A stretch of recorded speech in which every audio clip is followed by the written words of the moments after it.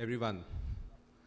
Hope we are audible. Hope the lunch was good. You're not too sleepy. And, we will share some perspectives here which will be valuable for you to take home and implement. We'll try and keep it as practical as possible because a lot is said on such diocese. But if you can't go back and implement those, then it is not of much use apart from the knowledge gained. So here, we have an excellent lineup of people who have done it with their own hands. A couple of them are entrepreneurs. In fact, everybody is an entrepreneur is how I would define it. So maybe just a quick round of introductions, very quick, just 1 minute on your companies and what you do, each of you, and then we'll get started. Starting with Ashim. Yeah, hi, good afternoon, everybody. My name is Ashim Patil. I am the founder CEO of i-TEK RFID. We are a RFID system integration company. We are doing FASTags in India. 60% of India's FASTag, the settlement, the tags, and the infrastructure on the plaza is done by us. Similarly, we use RFID technology for sealing all the import-export containers of the country across 105 ICD and ports. In retail, we are doing supply chain management and inventory solutions for Reliance Retail, Trends, Azorte, Gap, and such brands, Tata Trends, Zudio, Westside, and all these brands, and many other international and national retailers from ethnic wear and all. So that's about us. Thank you. Thanks, Ashim. Hi, everyone. My name is David Stanley. I'm the founder and managing director of Healux International. Healux International is primarily a cookware and kitchenware company. It's a startup based in Bengaluru, and we are in the final process of getting an investor who is a strategic investor who will be, a much bigger company. What happens nowadays is when these smaller companies, D2C companies, they do well, then there is a bigger company which comes and partners with you, and that's what is happening with us. And both of us will benefit in the long run. Since it's not yet out in the public, so I'm not disclosing the name, but it's a big cookware company. So we sell the, as we say that, the best pressure cooker, the fastest cooking pressure cooker, the best looking pressure cooker, and same way we sell also waterless and fatless cookware. We sell it through something called a party plan. So earlier on, we used to sell pre-pandemic. We used to sell it differently. We used to go to homes, we used to sell. But now we sell it through not only this physical contact through party plan, but we also sell it through a lot of other ways. Like we have live commerce, live shops, and so many other things which we try out now. So we are all India, 60 odd places we are operating, and we sell through women primarily. So almost 20,000 women sell our products all over the country. Thanks. David. Hello. Yeah. Good afternoon, everybody. I hope everybody is not sleepy after the lunch. So this is Deepak Singh. I'm founder of Saturo Technologies. So I'm engineer by study, but retail solution guy from heart. So retail fascinates me, and spent almost 16 years in the area of technology, mostly in retail and manufacturing. And we have our own product, Billmate POS, for the store level, and at the HQ level, we do the, in association with Oracle, we do the NetSuite solution. So that's it. Look forward for this session. Thank you. Hello. My name is Mouli, Venkataraman, and thanks to Rai for inviting me to this session. I'm the CEO of Cocoblu Retail. For those of you who are not familiar with Cocoblu Retail, quick 1 minute primer. So we are today one of the largest e-tailers or sellers on the Amazon platform. We deal with more than 1,800 brands across a whole host of categories: apparel, shoes, books, electronics, office products, to name a few. We deal with a huge amount of selection. We carry an assortment of close to 5 million SKUs. And today we service nationally. We service almost all the 19,000 pin codes in this country. Right? We are a team of about 250. We are a 3-year-old company. We're based out of Bangalore. Our parent is a listed company. It's called Ratan India Enterprises. Cocoblu is one of the subsidiaries, but the parent company is also into some of the new age businesses like drones, electric vehicles, and fintech. Right? So, look forward to an engaging session. Thank you. I will just request to speak more loudly, show some more energy, because RAI has decided to make this hall very dreamy, very beautiful, but it can put people to sleep. So let's bring in the energy. Let me ask the first question to the two retailers, and we have two service providers in between. So David and Mouli, if you can take up this question first. What are the changes that you've seen in your business over the last 2-3 years, because retail and all industries have been getting disrupted like anything? What are the key changes that you're seeing as retailers?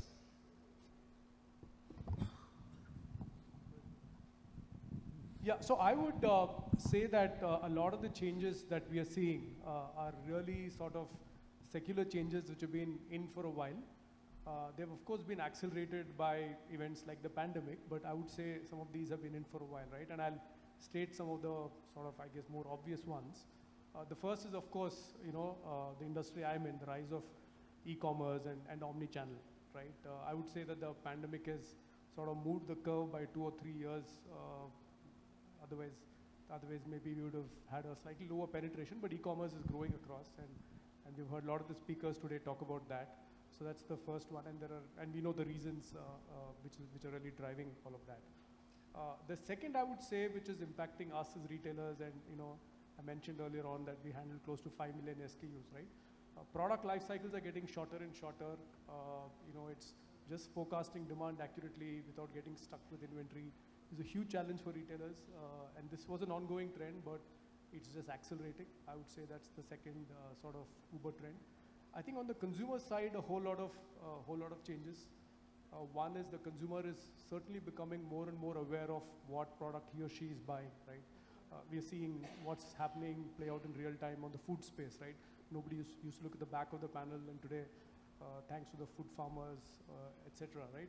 So we are seeing that across categories, consumers want to know what product they're buying, the make, the country of origin, the origin story, who the founders are. So that's another change. So brands and retailers need to be very transparent about all of this. We're also seeing this trend towards personalization. Even as an e-retailer, we are seeing that we handle a large assortment, but still, for instance, one of the categories we handle is mobile cases and covers, right? So a lot of people want their initials on the covers, things like that, right? So I think these are all, like I said, have all been secular changes. We're just seeing some of these accelerate in the last 2 to 3 years. Yeah, thanks. And what we see in the last 5 years, there has been a lot of change in the retail industry. He spoke about 2 to 3 years, pre-pandemic, post-pandemic. Of course, at one point of time, when the pandemic was going on, everybody said that, whoever was not into e-commerce or digital, so they all wanted to come in. And they said that this is the future and the brick and mortar is going to die. But then, the story is different. As soon as the pandemic went on, all stores opened. And people who were stuck on with the digital or the internet or the websites, so they also started going back for the touch and feel factor. They started going back. Of course, now, both complement each other, the brick and mortar and in our kind of business, people come to physically try out products. We have test kitchens, around India, where they come, because we talk about a new way of, healthy way of cooking. So they would like to try it out in our test kitchen. And once they are satisfied that it's going to work, then they go, and lifelong they would keep buying our own cookware, kitchenware, etc., because they know they get good quality. So, nowadays, if you look at the changes, apart from what is happening, in the market, there are also things like, if you go to China, new technologies like live commerce, selling technologies like live commerce, it is just coming into India. Amazon is using it, everybody, Myntra is using it, but still it's in nascent stage. We in our company use this kind of things. Initially, we had hardly any crowd attending this live commerce sessions, which we do once in a week. But then slowly, it picked up, and now we have quite a lot of customers who attend, prospective customers who attend, and we managed to convert that into a good amount of sales. So the whole retail world is evolving, and we have all kinds of, the best way to go forward is to do omni-channel. You have your good in certain areas, like if you're an e-commerce company, do not stick there. Try brick and mortar, try other avenues, try live commerce. It's going to be the future like it's there in China. Thank you. Thank you, thank you. So I noticed both the retailers mentioned COVID, pre-COVID and post-COVID. So that was a key event, retail business before and after. I will give a twist to it for the service providers and the tech providers. So there is this watershed moment which happened around November 22, which is Gen AI got exposed to the public. So life after Gen AI, right? And with the way you are approaching tech implementations and fueling growth and success for your customers, if you can touch upon both of you in your own ways. Ashim and Deepak. So AI, we all know that AI is now slowly becoming part of our life, but in India it is still pretty much new. But in Western countries, they are mostly big players, they are front runners. They are not only using AI for their customer data analysis, in fact the train's gonna come, or demand or supply plan for the retailers also they are gonna come. I see this as a value addition for retailer as well, not as a threat. It as a value addition where it will advise you what mistakes you are making based on your own rules, rather than somebody is telling you this is the mistake. But at the core heart, you know what your business is doing wrong or right. So AI will be more of a kind of your friend or a partner in your business. So that is gonna come, and in our technology solutions, we are also building solution like suggesting what items to order and what rate you have to procure, what time you have to procure, and let's say festive season is coming, so you don't need to depend on the guesses. So you should back your decision based on the data rather than emotions. So that's where I think AI is gonna help you, and it's a good change for all of us, being a technology provider or being a retailer. So that's a welcome change is gonna come in next couple of years. Yeah, so technology company. So if we look at the AI journey, it will start with data capture, it will start with data communication, data processing, and then the analytics part, and then the intelligence takes over. So from the retailer's perspective, yes, a lot of traceability data or the inventory data which we are giving, a lot of analytics has been wrong, mostly on the consumption of the products, mostly on the behaviors of the customer.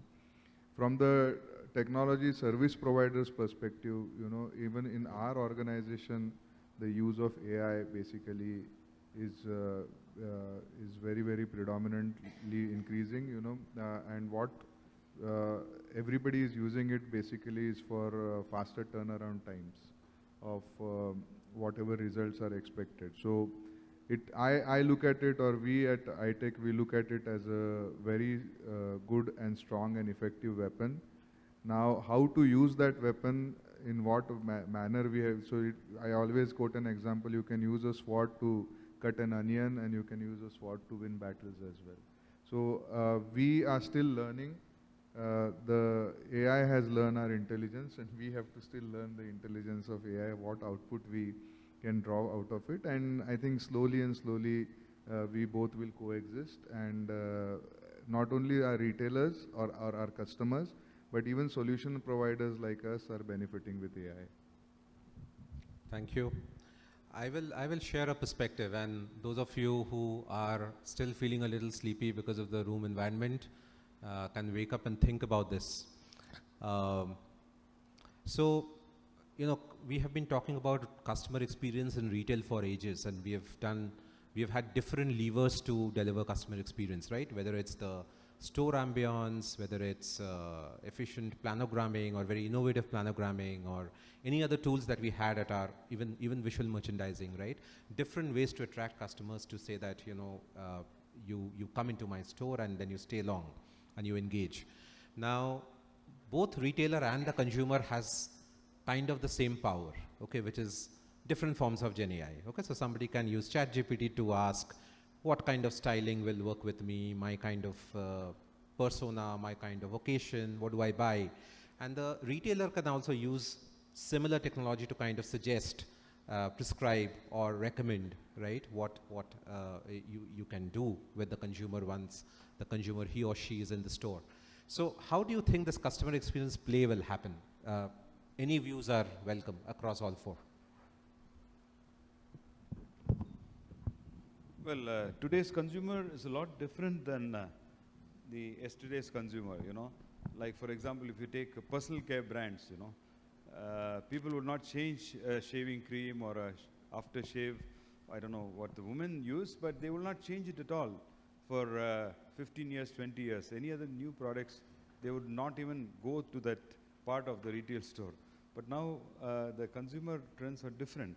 That is why D2C companies like us, new brands, have come into the market, and you know, thanks to Meta and you know, we can without opening a big store, we can try out what is the consumer feeling about our product, and they are open to try out new brands like us.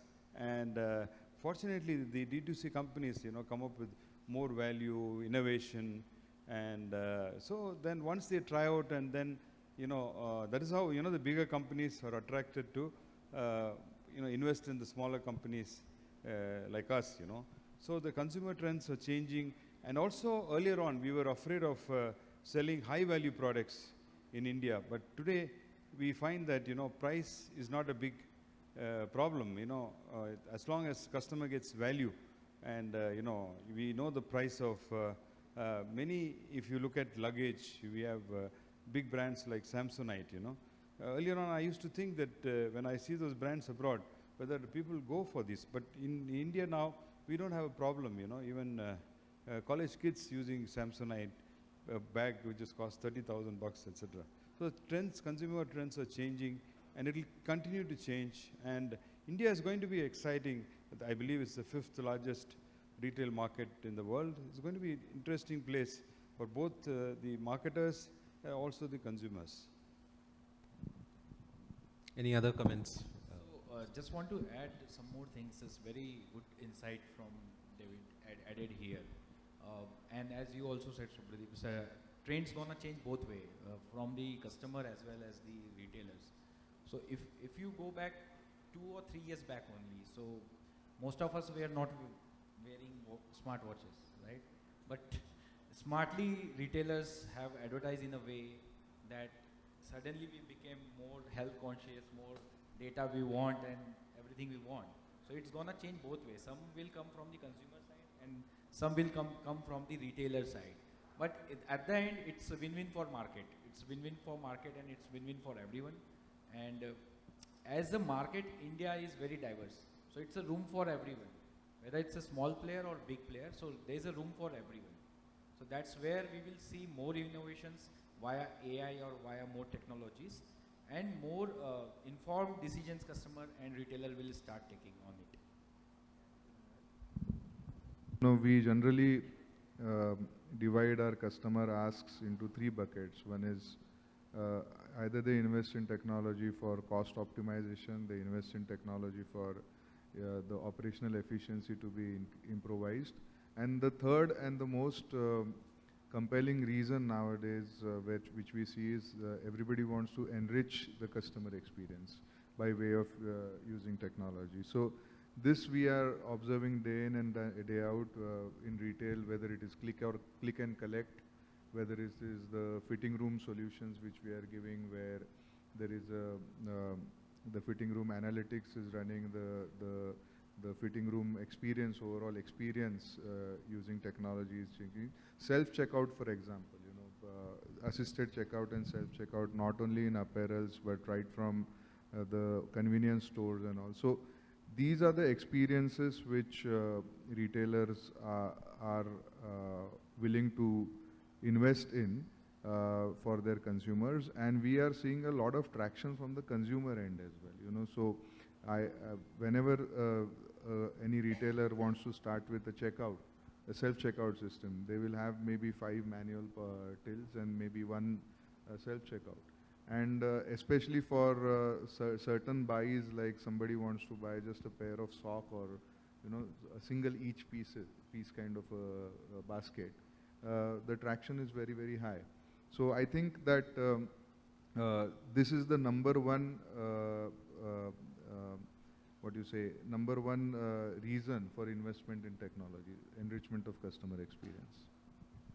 Mouli, you want to add? Yeah, so I think a lot of these changes, like I said before, have been happening. I think the pace is just accelerating. If I were to talk, for instance, about e-commerce, right? Even things like just buying on e-commerce portals today, I can just give you one example. Gen AI is now being used to summarize reviews. A lot of our shoppers look for, go through hundreds of reviews before buying. Right? Today there are Gen AI summaries which are available, you don't need to go through. So that's changing life in a small way, but that's changing life. I think equally there is going to be a lot of exciting, some of these are underway from the brands and retailers point of view, right? Which is really use of technology to really optimize supply chains. I think a lot of the speakers today have spoken about it. I think the earlier speaker from Oracle also spoke about the importance of right forecasting. I think technology, particularly ML based, is going to play a very big role there, and we are already seeing that some of that play out. Excellent. So maybe I'll just wrap up customer experience with a couple of what I think is very unique use cases that I saw getting played out in the India market. So one of the largest retail, apparel retailers in India, a lot of us wear its brands. Within the first 3-4 months of GPT models coming out, they said that, see, I have a huge catalog, right? Let me make the models learn my catalog. Okay, so there are hundreds of attributes that go into defining any item, right? Any particular SKU. And what they did was they made the model learn so that the customer and then present it like a stylist, like a personal stylist to the consumer to say, what is your fit, what is your requirement, what is your preferences, and then I can actually help search through the entire catalog and give you what is most relevant for that particular context, right? Think of another retailer, pan-India. What they did was they created, what is called a personalized bot. So a lot of retailers tried clienteling as a strategy, the high-end retailers. And they said that we will give personal attention to consumers, high-end, high-profile consumers coming in, right? So think of it like a tech version or digital version of that client service officer, right? Who knows when is the consumer coming into the retail store, what is the time of the day, what is the week of the day, what is the context, and can then engage in a very personalized way to elevate experience in store, right? It could also probably be ignited every time you come in, which means that your past experience, past journeys are all stored and mapped, and they exactly know what you were looking for, which aisles did you go to, which sections were of interest to you, and so on and so forth. So just 2 live examples. Because of being on the Microsoft side, I have been part of some of the most innovative POCs right up early when this was unfolding. So just wanted to share it. I'll come to all of you now on the other side, which is customer experience is great. It'll give you growth. It'll give you footfalls. But what about efficiency? What about margins, right? Retailers are always under pressure, and India is definitely at its best, right, at it. So starting on the efficiency journey, how do we leverage tech to really unlock value on the efficiency side and unlock margins? Again, any of you. What is your core differentiator as Cocoblu? I would say it is for us really the use of technology across the entire spectrum, starting from what to buy to really to the end of the life cycle of a product. And I think that's one of our differentiators, and we really heavily index on technology. For instance, I'll just give you a few instances to just bring this to life, right? I mentioned we handle some of the hardest categories in e-commerce, and I say hardest because of the sheer size of the assortment. We deal with about 5 million SKUs, right? So you can't even have a spreadsheet to pull out your entire catalog. Therefore, we have to rely a lot on sort of algos to help us do all of that. For instance, forecasting and buying, right? I mentioned earlier that product life cycles are becoming shorter and shorter, right? So using these algorithms to precisely forecast literally at a pin code level what's going to sell, I think is one of our differentiators, right? And these models learn over time.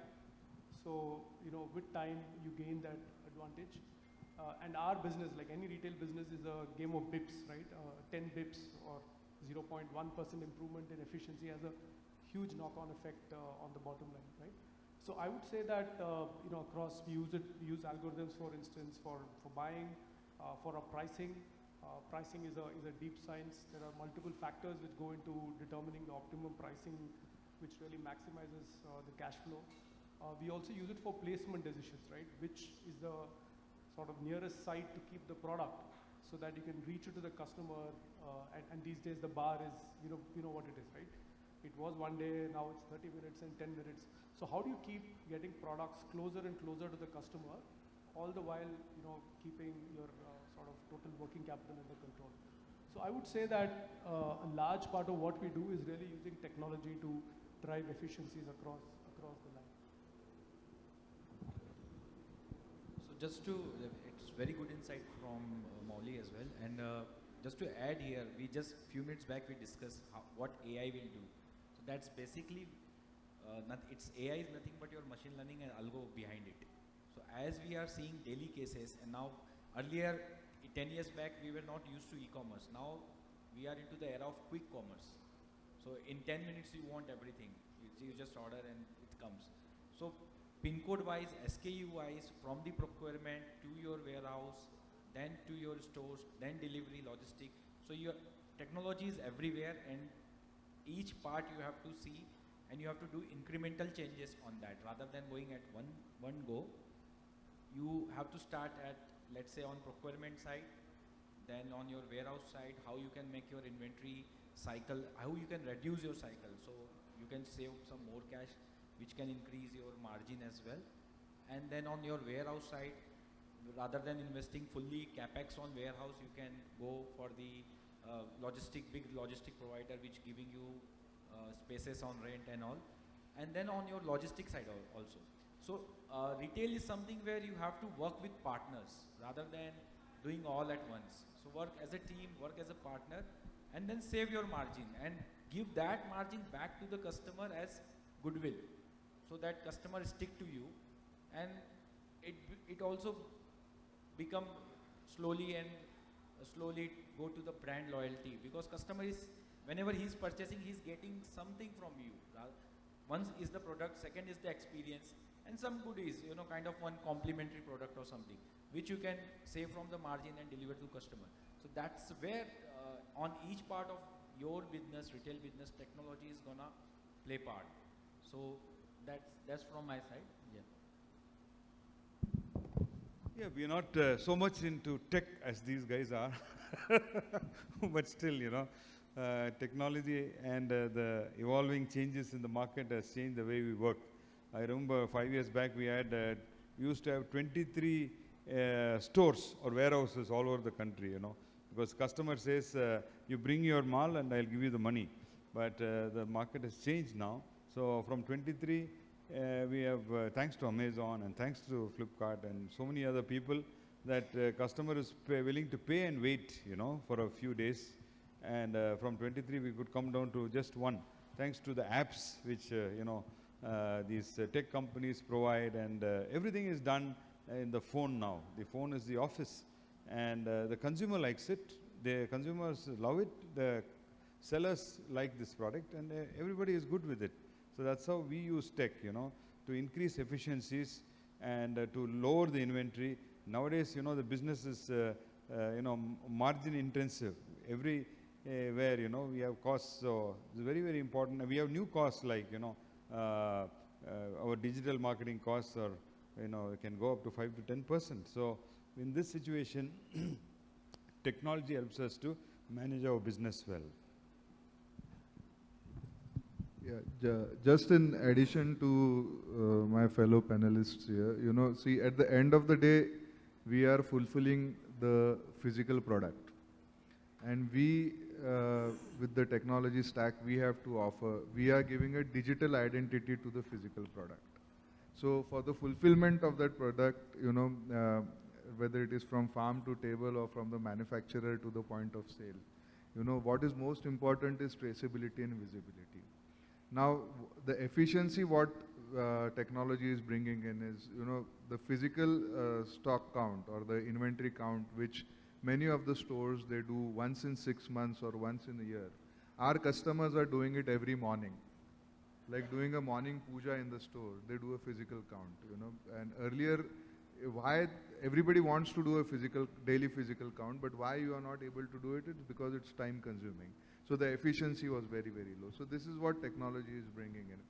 Secondly, it's not only at the store end, at the warehouses or the DC, where, you have 1 million square feet and millions of items lying, the bin level cycle count is not accurate. And we have use cases and case studies of customers who used to take 200 days for a cycle count, and with the use of technology, with the bin level accuracy, they have brought it down from 200 days to 8 days.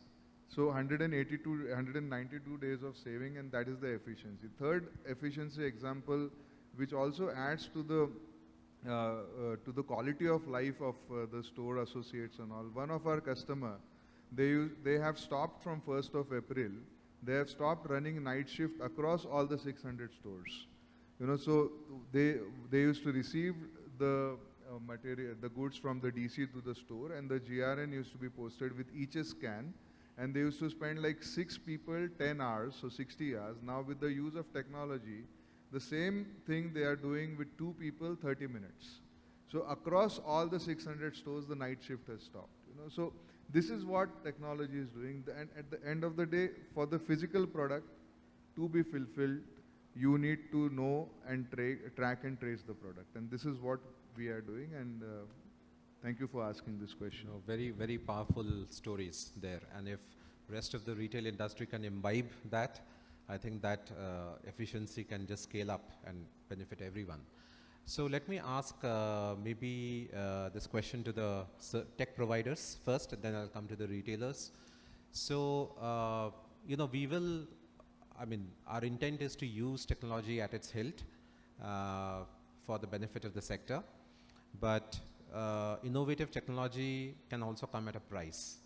And we know that the absorption capability of Indian retail industry is for frugal tech, okay? Frugality has been the key for the last decade or more.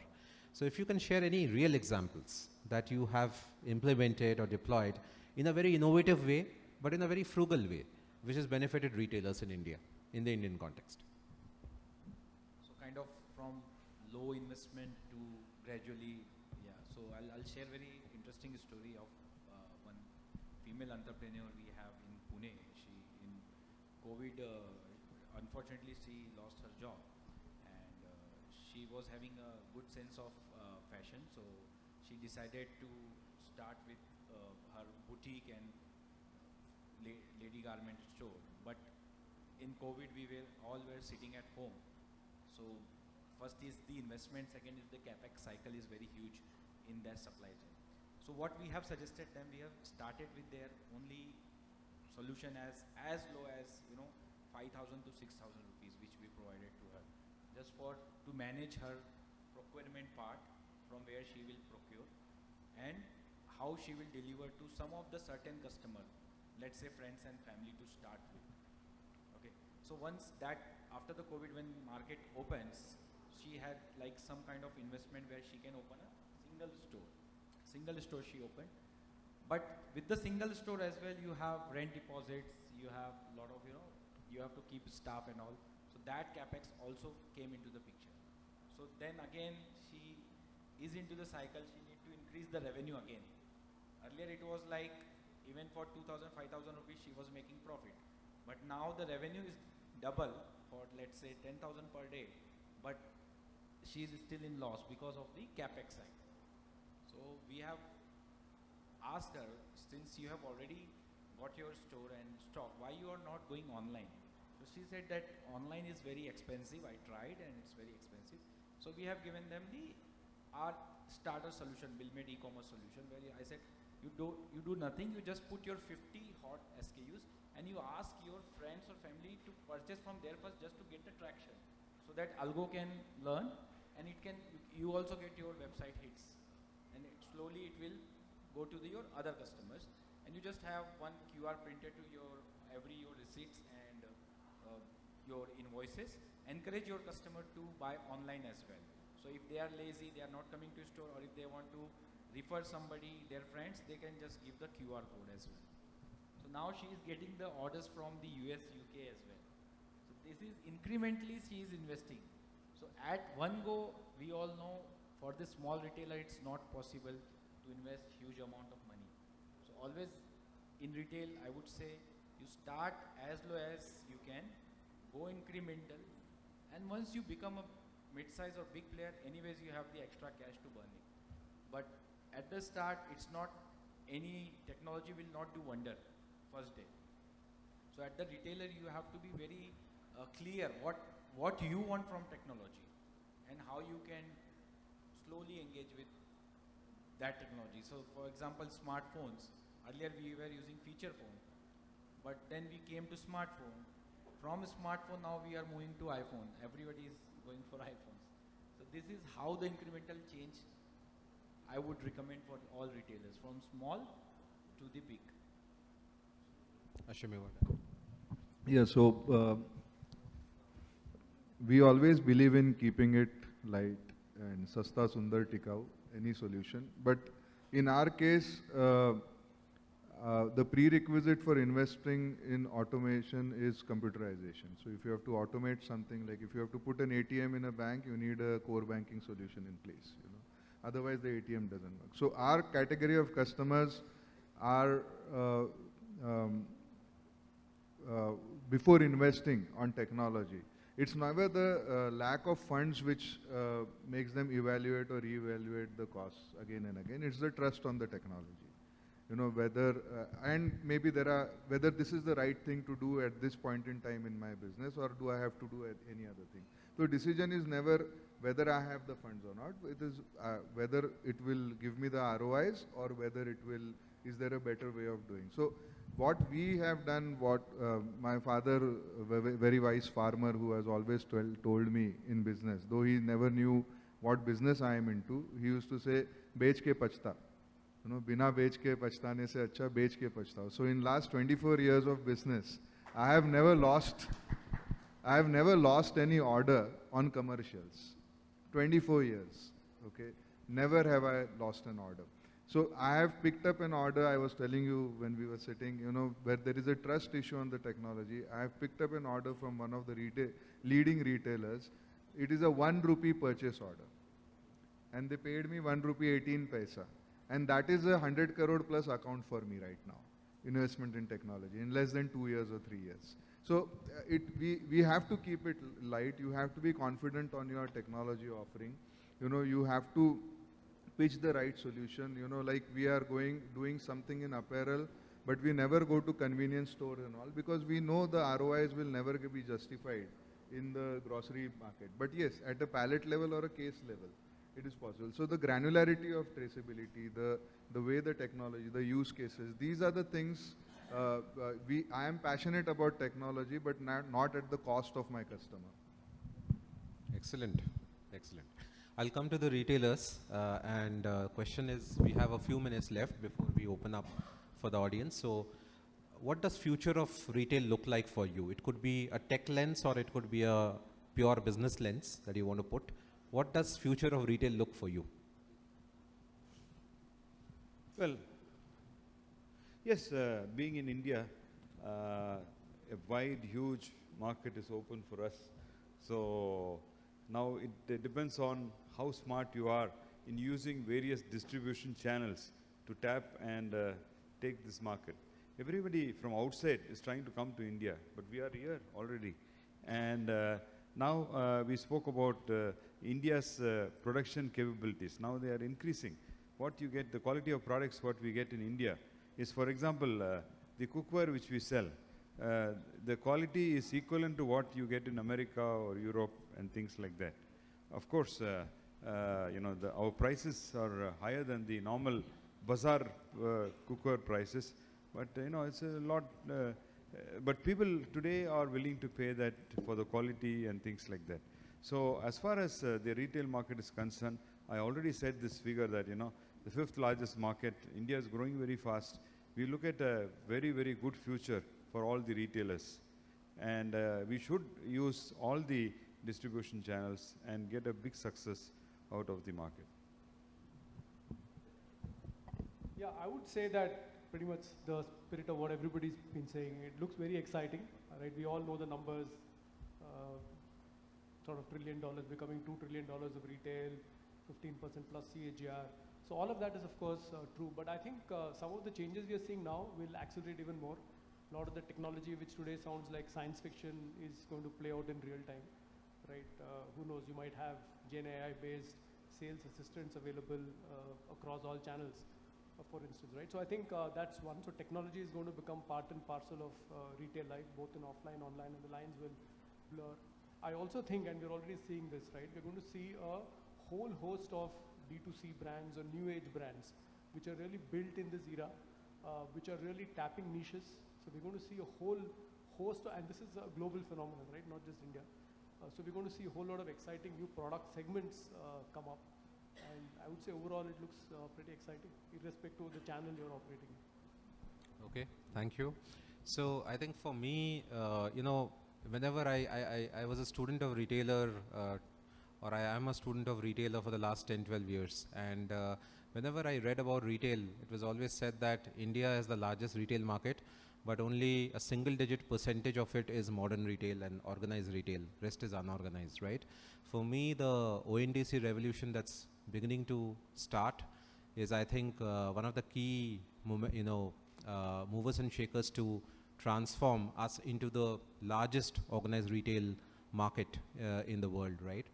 And I hope what we've done with UPI, what we've done with Aadhaar, and what we've done with many other DPGs, we will be able to do that in retail as well with ONDC. And basically commerce will be democratized. It doesn't matter whether you are a big marketplace or you are a single retailer with online presence, right? So with that, with 3-4 minutes left, I'll open up the floor. It's been an engaging discussion. Hopefully we have woken you up from your slumber. You can prove that a bit more by asking some interesting questions. So, hand there, can a mic go there if there is somebody?